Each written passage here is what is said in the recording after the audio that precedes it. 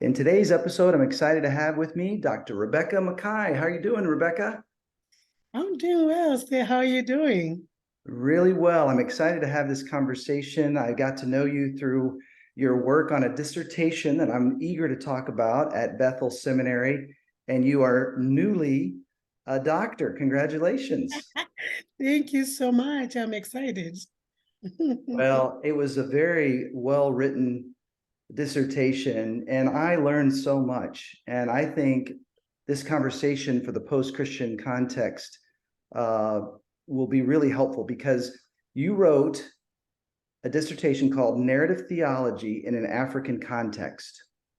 And one of the things that just really struck me is well-meaning missionaries going in and renouncing all that God was doing in Africa, and you had a different take. Talk about the similarities between Africa and the culture with the Jewish people, and how would you have recommended the missionaries come in all those years ago? Talk about that for a moment.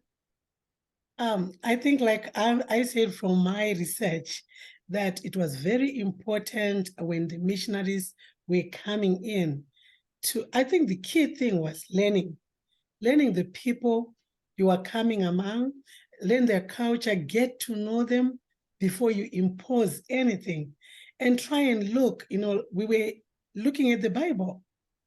So the way they do things, is it contrary to the way the Bible speaks? Because you are coming in from a different culture, and you're coming into a people we have already been molded, people who have already been built by culture.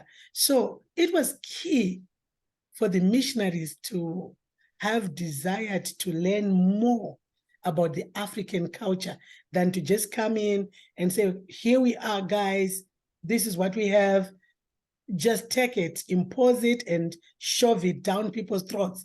I think that was very difficult, and it caused a lot of damage right now as we talk.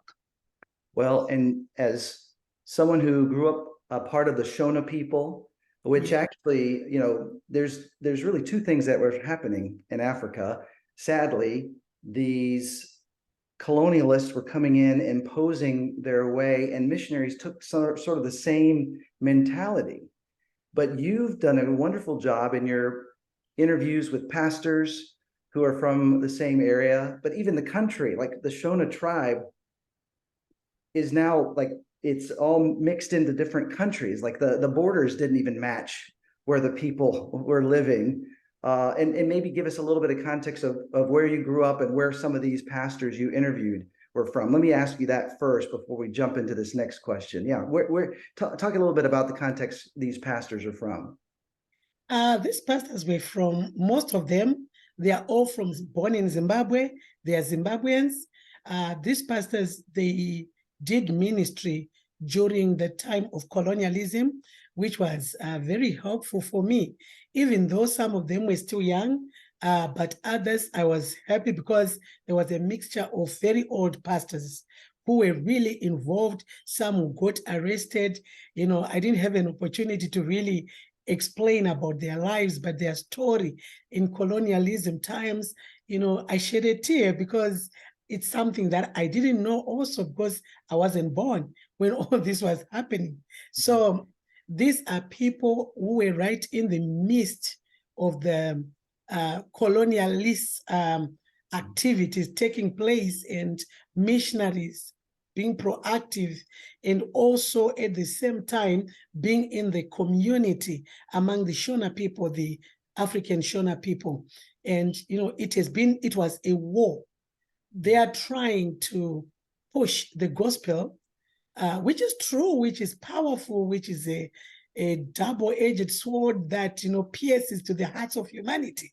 But it was hard to be received because of the underlining factors, which were very, very difficult for these pastors to break through or to cut through. So Well, they were pure Zimbabweans, Shona people.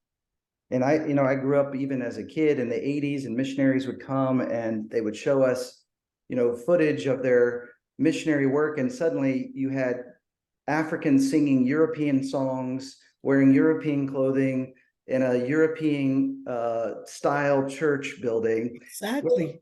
Yeah, whereas what I discovered in your research is, what if the missionaries had come in, as you said earlier, and learned from the people and looked for what has God been already doing? Talk a little bit about some of the remarkable similarities between even the creation account in the African context and what we have in the Bible. Maybe for a moment, start there. I would say the coming of the missionaries, to be honest, was not a bad idea at all. I'm so sure God had a plan for them to come and bring that revival among the African Shona people, bring Christ, that light to Africa. That was not a bad idea. But I think in my research, I was a bit disappointed to note that they did not consider that Africans, did they ever knew God before they came? Are they bringing God as an introduction to Africans? Or Africans already knew God, but what is it that they didn't really know? They did not take time to study that history. They did not take time to, try and, I would say, zero in the Holy Spirit to give them that guidance about the people they are dealing with. Because sometimes as pastors, we have this desire, we have this passion, we have this zeal, to please God. Like Paul, he wanted to do so much the work of God.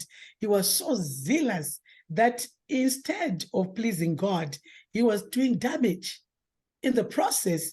So I feel like missionaries could have done a better job of studying God in Africa.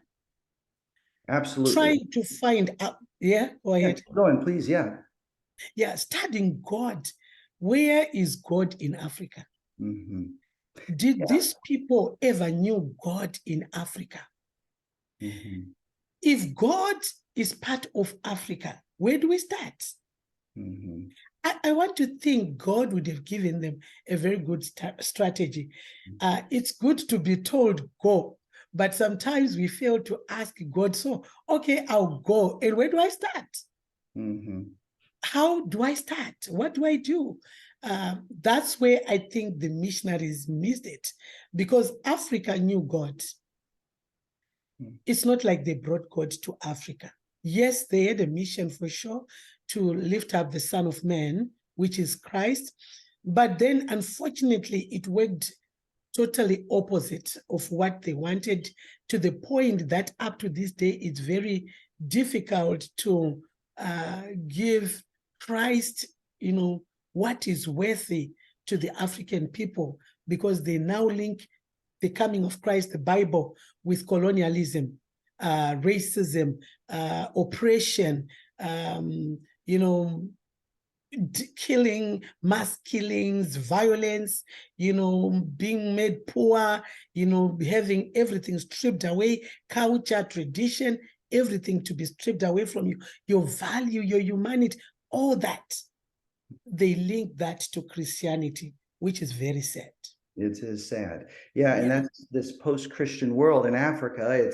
It's Christianity linked with colonialism. I mean, some of the things that you in your research revealed was simple things like a child who lost his parents in the African context would be raised by aunts and uncles. But European would see that as, oh, this kid is an orphan, and so they would take him away from his extended family, and suddenly you're creating orphanages when before the African people would care for their own. Doc, if I can just come in right there, I was born in a family of 7, but we grew up being 18 in my family. Let me just share this from my personal experience. I only knew whom my actual siblings were when I was 14. Wow. I actually overheard my auntie talking to one of her friends one day, and I just happened to be in the house. They didn't know I was in there. I just come back from school, and I heard my aunt saying to my mother, to her friend, I wish Makoti, meaning my mom, is a daughter-in-law. So in Shona, they call them Makoti Murora. That's I wish Makoti just tell John or try and take him to see his father's grave. Because he was very sick, and my parents were running around every time. And they said, maybe this is just a traditional African thing. They need to take him to his father's grave in Gokwe. I'm like, what? What are they talking? His father? Grave? Trying as a young child, as a small girl, I'm trying to bring these two together. Only then I realized, I confronted my mom, is John not my brother? She was mad. Who told you that? I said, I heard it. And then she was so mad, she sent me away. But then 2 weeks later, I think she realized, oh, I think let me take my children and explain to them. So she took the 7 of us for the first time. Wow. I knew that we were only 7, and the other 6 were my mother's sister's kids, and my father's other 2 kids who had passed away, husband and wife, and they took them in and they raised them as part of the family. So in Shona culture, there was nothing like orphan. You can imagine you've got 7 kids, and all of them, they don't know that this one is an orphan. Yeah. So that was so important in our culture. Yeah. Well, and again, the Western world sees things so differently, whereas the Hebrew culture, very similarly to the Shona culture, believed in one God who created all things. And there was even the idea, if a man died, then his brother was responsible for his sister-in-law. And so even some of these things in the scriptures, how different would it have been if missionaries had come in and seen the similarities and pointed towards, hey, we know the name of the one God you worship, and he's come to walk with us. His name is Jesus, right?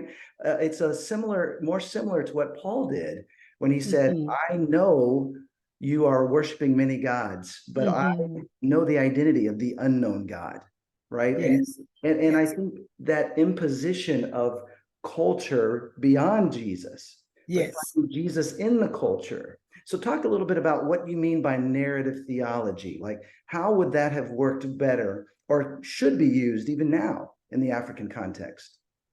I think the person that really opened my mind to understand the power of narrative theology was Stanley Hauerwas when I was doing my research, and he was talking about Western narrative theology and looking at the African narrative theology, the way people do communicate. It's a natural way of communication in African culture through narrative. For example, I grew up with my grandma, and every night after dinner, we would sit around the fire, maybe sometimes eating maize cobs, roasting maize cobs and eating them during the time of harvest. It was a beautiful time when our grandmother, every time she comes, she would start talking about these stories, she would start, and in the process, she's teaching you the value of life. She's teaching you things to observe, like cleanliness. For example, she gives a story about this little young boy who went out there in the forest and he just, messed on the wrong place, and his poop kept following him. In my mind, it stuck, but I was just like 10 years old. But up to now, it's stuck to the point that you understand the value she's trying to tell you, that you need to be clean. You don't just mess up the forest. You have, it's like narratives was a way of shaping life in the lives of people. And the whole community valued narratives. So if missionaries had come in Africa and joined the way Africans communicate, narrative was going to be an easier way for missionaries to sell the gospel. That's what I would like to say. It was going to be very simple because they are speaking the language of the people. They are making it easy for the people whom they came to share life with. They're making it easy for us to understand. But if you come and you are not selling your product in the language that the person understands, it might look beautiful, but I don't understand it. I have to figure it out, and I'm going to interpret it in the wrong way to the next person I'm going to give because I didn't get the real sense. So narrative theology is a very simple way of doing what God has done. God has told us stories. The Bible is all about stories. It is the stories that we learn in the Bible. And these stories, we then apply them into our human lives. But the thing is, how do you say it? What context are you saying it in? Because the people you are trying to explain the story to, they understand it in a certain way. So narrative theology helps Africans to understand the Bible in their own perception, the way they see life, the way they understand life, the way they have grew up understanding life. So if narrative theology could have been used in Africa, I think it would have been so easy to avoid, especially syncretism, because they're trying to think that's not African. This is Western. Exactly. So, Yeah. I love that. I really do. I feel like you've given some really wonderful tools to those who are able to read your dissertation there at Bethel Seminary that helps us think like missionaries should be thinking. We're trying to find where God's already at work in the people group you're trying to reach and help them by telling the story of Jesus, how they fit into the story. Rebecca, you've done an amazing job on this project. Congratulations on your doctorate. Thank you for spending some time with us today. Thank you so much, Dr. Bryant. I want to thank you too for working with me in this journey. It was not easy, but thank you so much. Your patience and all the people that were amazing along this journey. Thank you so much. Yes, absolutely.